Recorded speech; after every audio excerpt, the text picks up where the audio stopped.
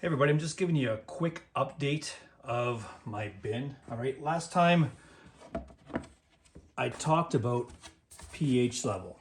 Okay, now I'm learning about this as well, right? So pH level, from what I've read and understood, is supposed to be between 6 and 7.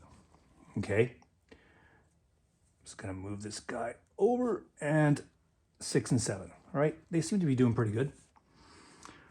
Now, I'm kind of there. I'm between 6 and 7. And from what I read and what other people are saying, 6 and 7 is kind of the optimal pH for these worms. All right. And if not a little acidic. Okay. Now, the reason why I'm going through all of this is because I want to see how I can increase the birth rate, basically. I want more reproduction, all right? Because I've been finding that the reproduction is kind of slow from these worms, all right? And me and my buddy Merle have been kind of wondering what I'm doing wrong compared to what he's doing right with his worms, right? He's got big totes, big Rubbermaid totes, like 5 of them. And they're going like gangbusters. Now, I was pureeing my food, and basically everything was really dense, and maybe we were thinking I was doing that wrong. And I probably was as well, right? So now I'm thinking temperature, okay? So this video is gonna be on temperature, okay?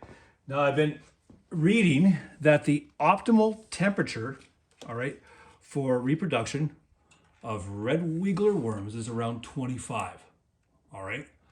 25 degrees Celsius. Now I'm sitting at 17, 18, okay?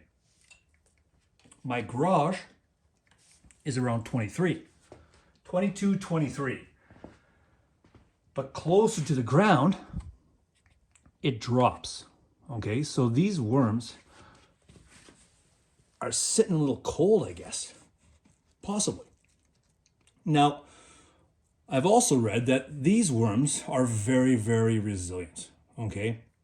And that's why people use them for vermiculture, okay? Because they can pretty much stay alive just above freezing and all the way to probably plus 32, 33, okay? So they are very resilient.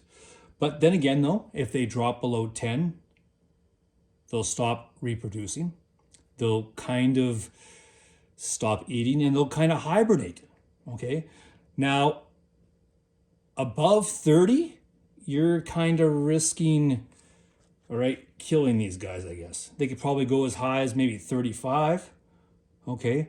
But that's why people kind of have them, right? Because in the heat of the day, you know, if they have them outside, they can probably, this bin could probably go to 30 degrees. And then it drops off at night, probably 10 degrees. You know what I mean? I live in Saskatchewan and it drops off. Obviously, these are inside. So now I'm thinking these bins are actually too cool, all right, for optimal reproduction. So from what I understand, 25 degrees is optimal temperature for reproduction. So now I have to figure out a way to get these a little bit more heated up, okay? So they're sitting at around, well, this bin was sitting at 17.9, 17.8, okay? And in my last video, I was wondering why there were still worms in the middle bins, okay? So I was thinking, oh, maybe the middle bins are a little warmer, okay? This bin is around 17.8, 17.9, and I stuck a probe into the bin that's under the top one, and it's at 17, 16.9. Now, my buddy Merle is going to be happy to see that because he said, nah, you know what? It's probably not temperature related. It's actual bacteria related, right? Because they're still feeding off of all of the bacteria in these two bins. I was hoping that they'd be done and that it would be a temperature issue, but Merle's right. So there you go, 16.9 in the middle. So I could bump this up probably 8 degrees at least. So now I'm gonna have to figure out a way to elevate these so they get hotter. So my next video is gonna be how elevation improved reproduction, hopefully. All right, take care.